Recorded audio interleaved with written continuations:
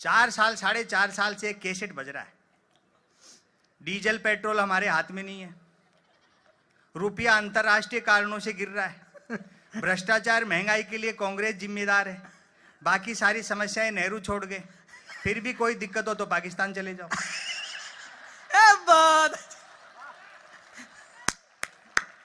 फिर भी कोई दिक्कत हो तो मूर्तियां आकाश सूर्य प्रजातंत्र पहले से लग रहा है। हाय हाय हाय हाय, क्या बढ़िया लाइन है, वाह। मुझे तो अभी एक सज्जन कह रहे थे कि साहब विश्व की सबसे ऊंची मूर्ति लग चुकी है, आप भी थोड़े पॉपुलर हो गए, किसी चौराहे पे आपकी भी एक आध खड़ी कर दें, ₹1,00,000 का खर्चा है। मैं कहा तू 50,000 दे, मैं खुद ही खड़ा हो जाऊंगा।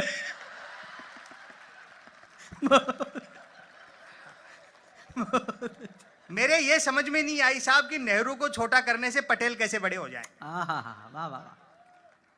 शायद नौजवान पीढ़ी जानती नहीं, हम भावनाओं में बह जाते हैं, भाषणों में बह जाते हैं, खो जाते हैं।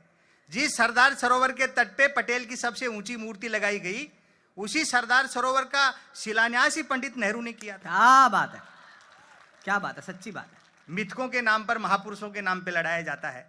बीजेपी के एक बड़े नेता ने कह दिया कि बापू का आजादी के आंदोलन में कोई योगदान नहीं रहा। हमने उसका बुरा नहीं माना कि भाई हो सकता है खुद के बापू के लिए कह रहा। कमाल है, तालियां तो बजनी चाहिए भाई, औसम है। फिर इन्हीं की पार्टी के एक प्रदेश के स्वास्थ्य मंत्री ने कह दिया कि जब से नोटों पे गांधी का चित्र छपा है, नोटों की कीमत घट गई। यही भारतीय प्रजातंत्र की खूबसूरती है कि शारीरिक और मानसिक रूप से बीमार आदमी भी स्वास्थ्य मंत्री बनाए जा सकते हैं। अच्छा है, बहुत अच्छा। फिर पार्टी अध्यक्ष ने तो यह कह दिया कि गांधी का आजादी के गांधी जो है वो एक चतुर बनिया थे। ऐसा मूर्खताओं से बड़ी चहल पहल है इस देश में। पहली बार नहीं हुआ। गांधी जैसा एक विराट व्यक्तित्व जिसने हिंदुस्तान को निर्भीक होना सिखाया, सारी दुनिया को एक दृष्टि दी, ऐसा पहली बार नहीं हुआ। आपको ध्यान होगा बाबा रामदेव पर जब लाठीचार्ज हुआ रामलीला मैदान में, तो भाजपा ने राजघाट पर धरना प्रदर्शन किया। और आज की जो सुषमा स्वराज है विदेश मंत्री, हालांकि वो कितनी है तो आप भी जानते हो। हाँ, पिछले दिनों तो मिल गई थी, बड़ी दुखी थी, बोले जी हमें तो कोई भारत का विदेश मंत्री मानने को तैयार नहीं, मोहर हमारे नाम की और घूम कोई और रहा है।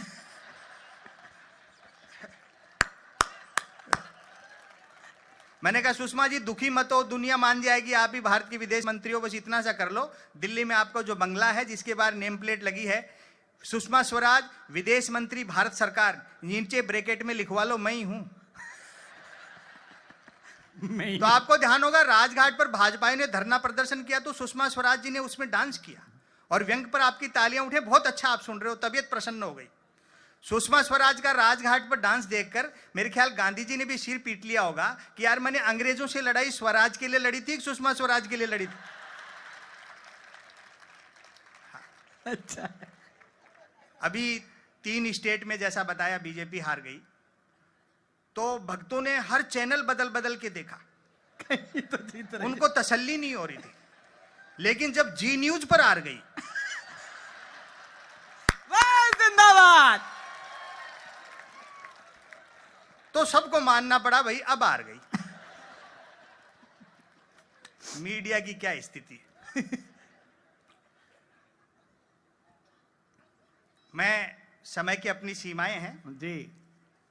कुमार विश्वास को आपको सुनना है। हाँ, मुझे मालूम है अब तो मेरे से वो बाजपाई भी कह रहे हैं, आप तो बोलो।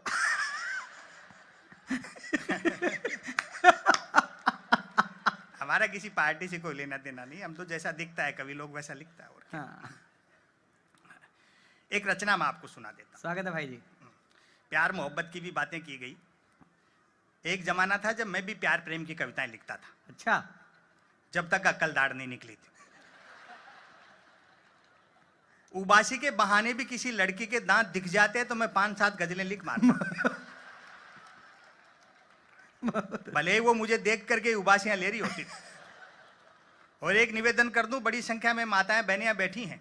प्रकृति के, कुदरत के, सृष्टि के नियम बदल सकते हैं, औरत के प्रति पुरुष की मानसिकता नहीं बदल सकती। अच्छा, व्यंग तक पहुंच जाओ तो तालियों से बताना मुझे।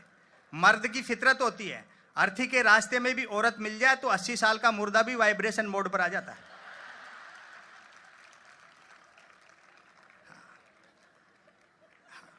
मेरे एक मित्र ने प्रेम विवाह किया। मैं सही बता रहा हूँ, शादी होते ही प्यार का बुखार उतर जाता है। जो गीत उन्होंने सुनाया वो ब्याह के 1 साल बाद का था बस।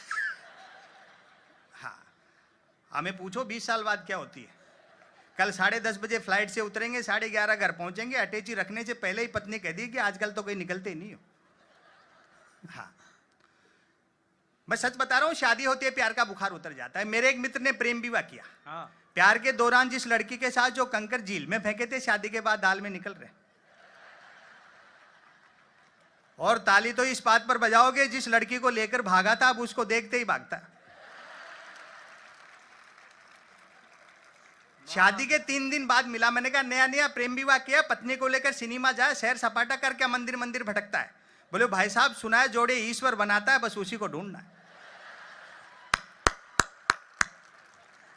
ये वो त्याग और समर्पण का काम है।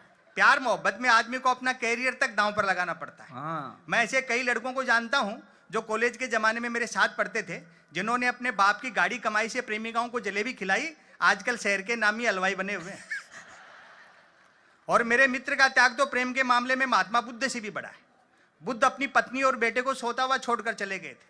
वो रोज रात को इंतजार करता है कि लुगाई सोए तो घर में घुसूं। और सोशल मीडिया की भी काफी बातें की।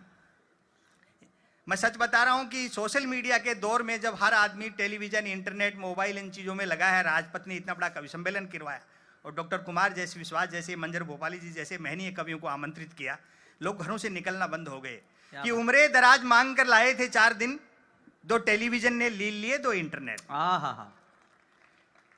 पता नहीं इसे सोशल मीडिया क्यों कहते हैं। 1000 किलोमीटर दूर बैठे आदमी से तो हम चैटिंग से जुड़ना चाहते हैं, लेकिन बस ट्रेन फ्लाइट में सफर करते हैं तो कोशिश रहती है बराबर वाली सीट खाली रहे। हाय हाय हाय, वाह वाह वाह वाह वाह। हाँ, यदि किसी ने कुछ एक अक्षरों तक की नेकी कर डाली हो तो उसको फेंकने के लिए ट्विटर से बेहतर दरिया नहीं है। जो कुछ नहीं कर सकता वह भी ट्वीट कर सकता है, और एक बार जो ट्वीट करने लगता है फिर वो कुछ नहीं कर सकता।